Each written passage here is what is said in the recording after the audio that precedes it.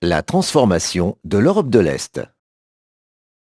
En 1985, l'URSS a un nouveau dirigeant, Mikhaïl Gorbatchev.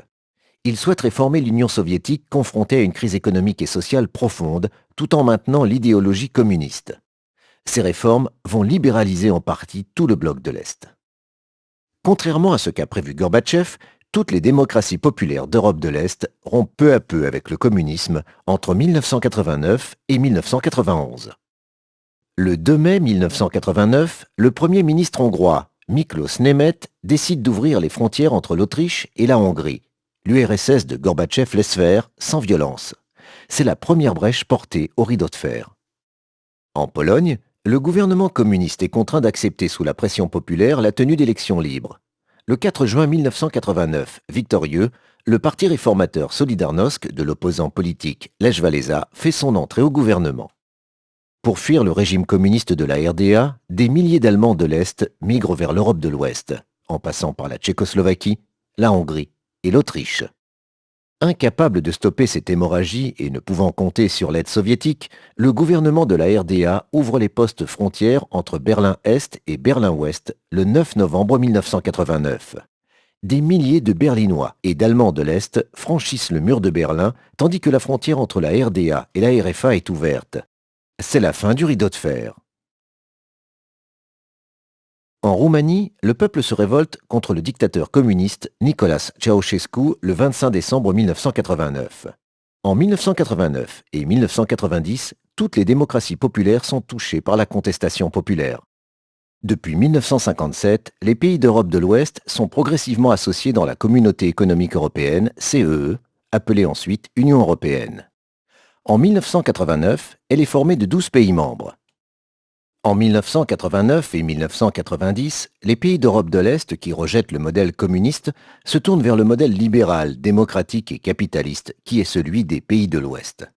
Le 3 octobre 1990, la RDA disparaît et est intégrée à la RFA.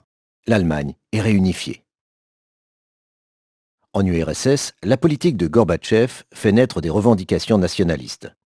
Entre 1990 et 1991, les républiques soviétiques proclament leur indépendance.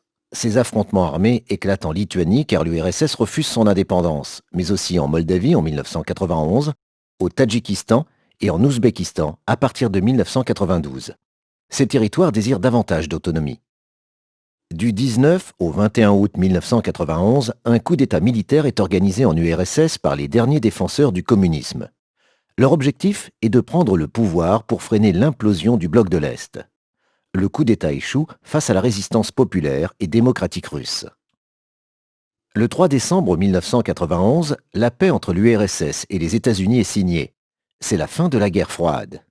Le 21 décembre 1991, quelques républiques soviétiques s'unissent dans la CEI. Le 25 décembre 1991, l'URSS disparaît au profit de la Fédération de Russie. Les revendications nationalistes disloquent d'autres pays. En 1993, la Tchécoslovaquie disparaît, divisée sans violence en deux nouveaux États, la République tchèque d'un côté et la Slovaquie de l'autre. Au contraire, en Yougoslavie, les revendications nationalistes provoquent des guerres civiles.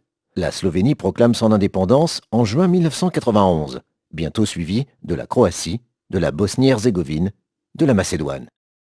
La Serbie-Monténégro refuse cette dislocation de la Yougoslavie. Elle déclare la guerre à ces pays nouvellement indépendants. Une série de conflits très violents ont lieu entre 1991 et 2001 dans l'ex-Yougoslavie et en Albanie. Finalement, l'effondrement du communisme à l'Est à partir de 1989 redessine la carte de l'Europe. Le modèle libéral et démocratique s'affirme. Les revendications nationalistes et démocratiques provoquent de nombreuses tensions et violences en Europe de l'Est.